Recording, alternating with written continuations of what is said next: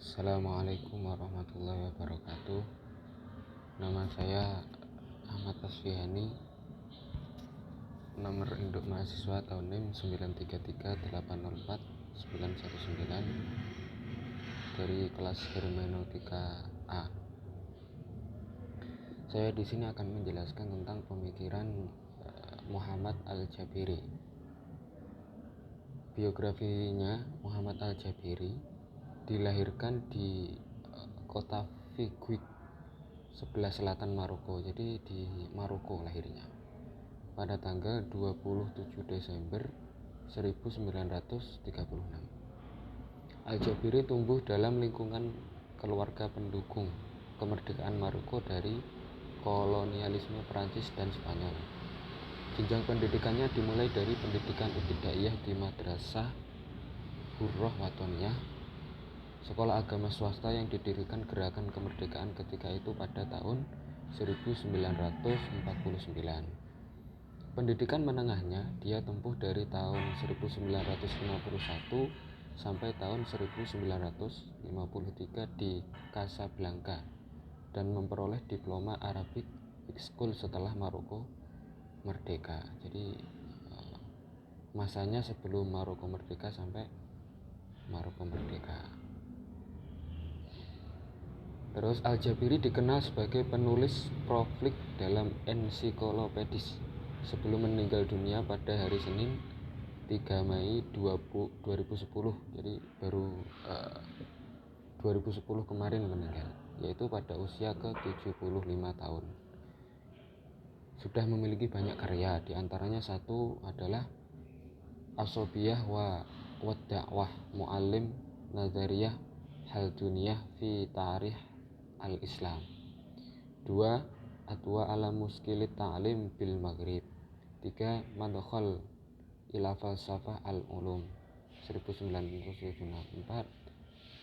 Min Ali Ru'yah Taqadumiyah Ba'da Muskilah Al-Fikriyah wa Tarbawiyah. Nomor 5. Nahwu Turas Qiraah Mu'asirah fi Turasina Al-Fasofi. Dan itu hanya sebagian saja, dan karyanya itu masih banyak lagi.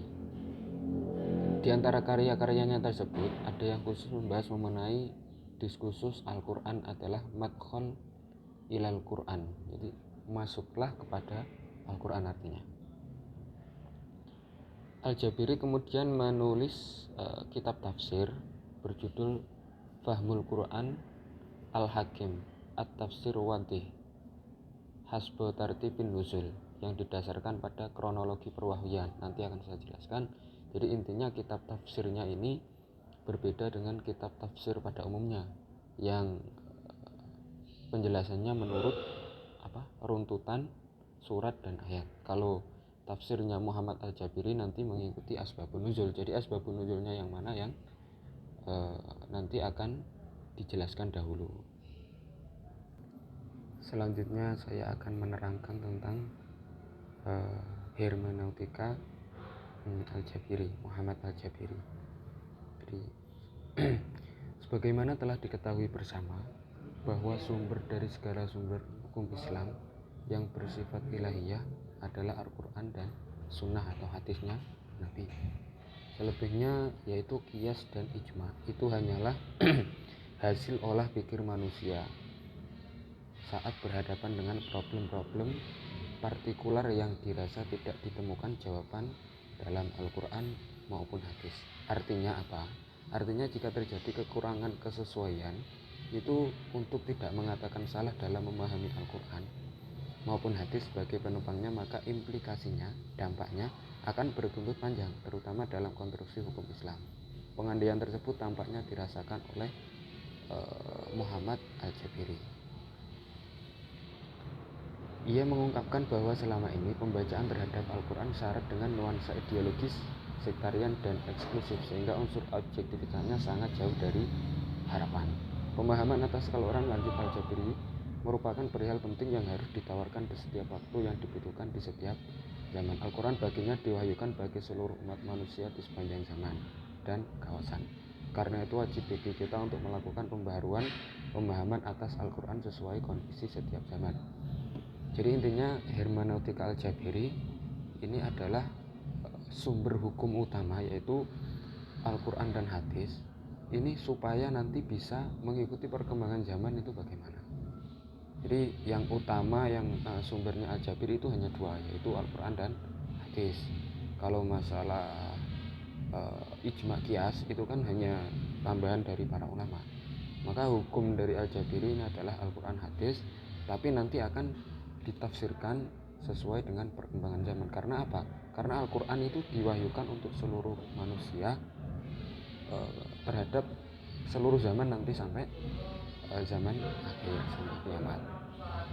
Nah, konsep hermeneutika Al-Jabiri yang paling terkenal atau bisa hermeneutika Al-Jabiri ya, itu bisa disebut dengan fasal dan juga wasal, putus dan juga menyambung. Maksudnya gimana? Al-Quran bagi Muhammad Al-Jabiri adalah wahyu dari Allah yang dibawa oleh Jibril kepada Nabi Muhammad dengan menggunakan bahasa Arab, dan termasuk dalam jenis wahyu yang terdapat pada kitab-kitab Rasul terdahulu. Begitu terdapat 3 aspek pemahaman yang dapat diambil dari definisi tersebut. Pertama, Al-Quran bukan sesuatu yang sama sekali baru, melainkan kelanjutan seruan Tuhan kepada manusia. Jadi maksudnya Al-Jabiri, Al-Quran itu bukan sesuatu yang baru, tapi kalamnya Allah yang qadim. Jadi hanya itu merupakan seruan dari Tuhan untuk manusia. Kedua, menurut Al-Jabiri, penerimaan wahyu tersebut merupakan pengalaman rohaninya Nabi. Ketika Al-Quran adalah risalah yang menjadikan pembawanya sebagai bagian dari pemberi peringatan atau al-mundir, dan juga penjelas al-mubin bagi manusia tentang persoalan yang hak dan batil. Jadi Al-Quran itu sudah ada peringatan, ada penjelas, semuanya sudah lengkap. Nah, ketika Al-Quran sudah lengkap, maksudnya dari Tuhan juga sudah, terus dari turun ke Nabi sebagai pengalaman rohani, dan juga Al-Quran pun sudah lengkap isinya sebagai mundir, peringatan dan juga penjelas, maka Al-Jabiri ini menawarkan kerangka berpikir hermeneutikanya yang bersifat objektif atau maudhu tempatnya, dan juga rasionalis atau makuliyah terhadap teks yang menjadi presentasi dari turas. Turas itu klasik representasi dari turas. Kerangka berpikir hermeneutis model demikian itu ia tuangkan dalam sebuah jargonnya. Jadi intinya Al-Jabiri ini menawarkan kerangka berpikir hermeneutika, yaitu yang bersifat objektif dan juga rasionalis, yang merupakan ini representasi atau kelanjutan dari ulama-ulama dahulu. Jadi maksudnya saya bukan mendirikan pemikiran ini sendiri, saya juga mengambil dari yang dulu-dulu, ulama dulu-dulu atau kitab-kitab klasik. Jadi intinya Al-Jabiri metodenya adalah fasal sama fasal ini. Kemudian jargon yang menjadi andalannya Al-Jabiri atau yang fasal-wasal ini adalah ja'al makruh mu'assiran li nafsihi wa mu'assiran lana. Jadi Al-Quran ini datang untuk menafsirkan li nafsih, maksudnya saat Al-Quran itu diturunkan, wa mu'assiran lana, dan juga menjelaskan tentang persoalan kita. Jadi ada dua, maksudnya adalah ya ini fasal dan juga wasal. Fasal ini maksudnya adalah ja'al makruh mu'assiran li nafsi, ini fasal. Artinya fasal ini artinya putus ya. Jadi Al-Quran ini menafsirkan kejadian yang turun pada saat itu, yaitu ja'al makruh mu'assiran li nafsi, dan juga wa mu'assiran lana, dan juga menafsirkan kejadian lana pada kita, yaitu bisa dinamakan wasal atau ketersambungan terus sampai nanti. Maka menurut Al-Jabiri, Al-Quran itu bisa ditafsirkan pada zamannya saat itu dan juga zamannya kita sekarang, gitu intinya. Jadi untuk dahulu dan juga sekarang ini masih relevan gitu. Konstruksi hermeneutis yang ia rumuskan dalam pembacaan turas tersebut juga ia terapkan dalam diskursus Al-Quran. Konsentrasi tersebut bahkan berangkat dari jargon yang menjadi basis pemikirannya, yaitu jargonnya yang terkenal ja'al makruh mu'assiran li nafsi wa mu'assiran lana, atau bisa disebutkan fasal sama wasal. Fasal kata lainnya yaitu ja'al makro mu'asiron linafsih wa mu'asiron lana gitu. Singkatnya fasal sama wasal. Langsung mawon kula contohaken seperti di Al-A'raf ayat 157. A'udzubillahi minasyaitonirrajim. Alladzina yattabi'una ar-rasulan nabiyyal ummiyal ladzi yajidunahu maktuban indahum fit Taurati wal Injil. Itu surat Al-A'raf ya 157. Artinya yaitu orang-orang yang mengikuti Rasul. Alladzina yattabi'una ar-rasul an-nabiyal ummi, nabi yang ummi, artinya tidak bisa baca tulis. Alladzi yajidunahu maktuban, yang namanya mereka tertulis indahum, di sisi mereka, fit Taurati wal Injil. Ada Rasul yang ummi yang namanya tertulis di Taurat dan juga Injil pada mereka. Ini gimana praktek hermeneutika? Saya akan menjelaskan.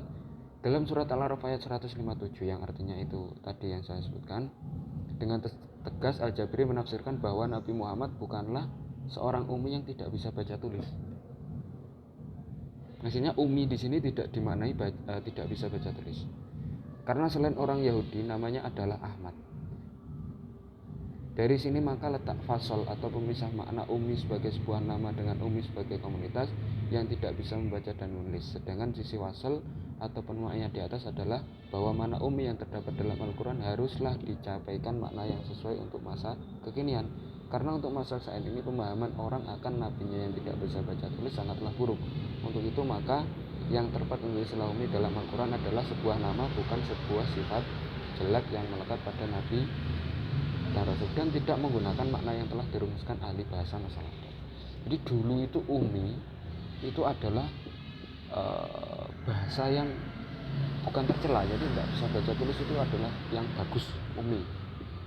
Tapi itu relevan digunakan untuk zamannya dulu. Ini ja'al makro mu'asiron linafsih. Jadi Al-Quran datang menjelaskan keadaan saat itu, yaitu memang ummi, yaitu pokoknya maknanya nanti di sini sesuai dengan zaman itu yang ummi. Tidak bisa baca tulis dulu itu bukan sebuah hal yang tercela, justru baik. Tapi kalau sekarang yang dinamakan nggak bisa baca tulis itu adalah orang yang bisa dikatakan bodoh. Maka ayat ummi di sini itu jangan digunakan maknanya sama dengan dulu, harus ada takwil kasarannya. Makanya agar tidak di sini bukan ummi di sini bukan sebuah profesi, tapi hanya sebuah nama nabi disebut ummi. Artinya ummi kalau ditafsirkan di sini adalah ummi itu ibu ya. Jadi sifat memiliki sifat keibu-ibuan, merangkul gitu ummi. Bisa ditafsirkan seperti itu. Pokoknya intinya ja'al makro mu'asiron linafsih dulu umminya yaitu tidak bisa baca tulis, tapi dulu itu tidak tercela begitu, baik. Tapi kalau sekarang kalau nabi nggak bisa baca tulis, maka maknanya itu harus diarahkan kepada sesuai zaman. Seperti ummi itu hanya digunakan untuk penyebutan sebuah nama, penyebutan sebuah komunitas ummi yang ummi ibu atau sayang kepada umatnya, begitulah intinya. Pokoknya agar tafsir hermeneutikanya Al-Jabiri ini agar sesuai dengan kondisi zaman gitu loh.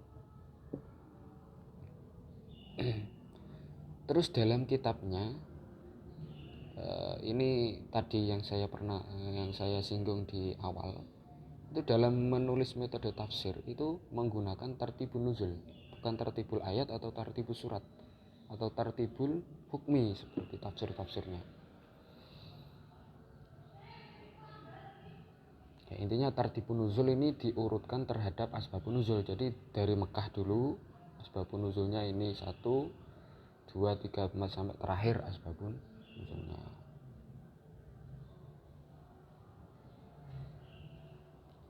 Terus selain didasarkan pada kronologi perwahyuan, Al-Jabiri dalam menulis tafsirnya menggunakan pola ideografi. Hal ini dilakukan dalam rangka mengetahui makna masing-masing surat atau kelompok ayat dalam pada itu. Pokoknya intinya dalam menulis tafsir kitabnya menggunakan metode tarbibun nuzul. Ini Mekah pertama, Mekah periode kedua, nanti setelah itu di Madinah. Itu konsepnya Al-Jabiri. Terus yang ketiga, problem dalam pemikiran Al-Jabiri, ini Al-Jabiri tidak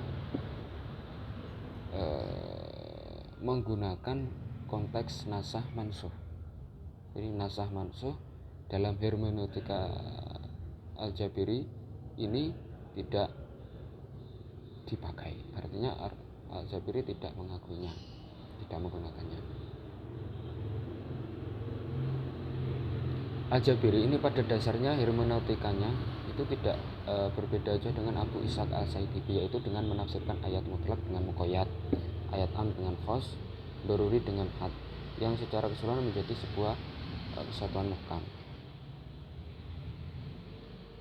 Literasi itu semakin jelas ketika Al-Saitibi menegaskan bahwa kalaupun ada perbedaan antara makna zahir dan juga batin, maka rasionalis bangsa Arab adalah makna literal atau makna zahir, dan makna batin adalah keesaan Allah. Jika sebuah penafsiran melebihi dua bacaan itu berarti sebuah penyelewengan dari makna inhiraf. Jadi ada dua makna, nanti misalkan ada makna zahir dan juga makna batin. Tapi ketika nanti menggunakan makna batin berarti itu hanya menggunakan makna orang Arab ya, orang Arab maksudnya si maudhu'nya, si Arab objeknya. Tapi ketika nanti menafsirkan menggunakan makna tadi makna dohir ya, sekarang makna batin, maka menggunakan makna keesaan Allah. Ketika maknanya itu tidak dua, tidak dohir dan batin, maka itu adalah sebuah inhiraf atau penyelewengan. Nah, jadi misalkan menafsirkan selain makna dohir sama batin, ini adalah inhiraf. Termasuk dari inhiraf itu adalah adanya keyakinan bahwa ada penghapusan terhadap beberapa ayat Al-Quran, baik secara hukum bacaan, hukum sekaligus atau hukum sekaligus bacaan. Karena apa alasannya? Titik penyelewengan itu adalah karena tidak ada ayat Al-Quran yang mengkonfirmasi adanya satu ayat yang menghapus ayat lain atau sunnah menghapus Al-Quran. Karena nggak ada di Quran itu menurut Al-Jabiri ini ya. Jadi yang penyelewengan itu misalkan ayat Quran kok dihapus gitu, jadi nggak setuju adanya nasakh mansuh. Pokoknya intinya Al-Jabiri di sini dalam menafsirkan tidak menggunakan metode nasakh mansuh.